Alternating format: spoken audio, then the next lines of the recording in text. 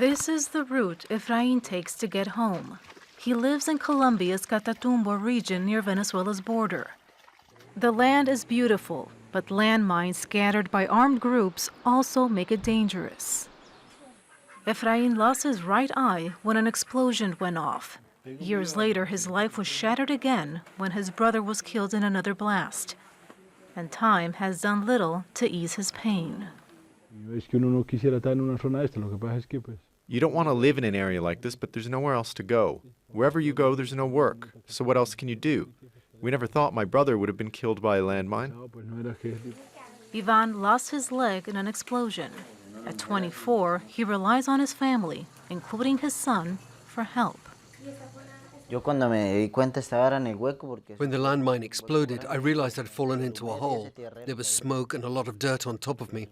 I was conscious the entire time. My dad started screaming, "Son, are you alive?" Similar stories are becoming more frequent in Colombia. During the first 6 months of this year, more than 260 people, including 21 children, were killed or injured by landmines.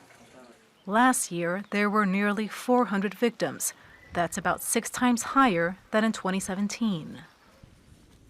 Much of the land was controlled by the Revolutionary Armed Forces of Colombia, or FARC.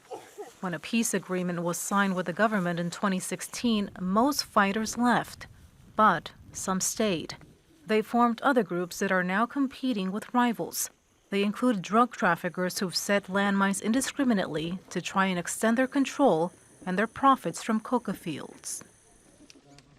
The International Committee of the Red Cross is going to remote areas, training communities on how to avoid landmines and explosive devices. Often the psychological impact on people's mental health isn't visible, but it's still quite high in these areas where explosions go off. While bouts of violence along parts of the Colombia-Venezuela border aren't unusual, this recent escalation is worrying families whose lives have already been changed by conflict. Katia, Lopez-Hodoyan, Al Jazeera.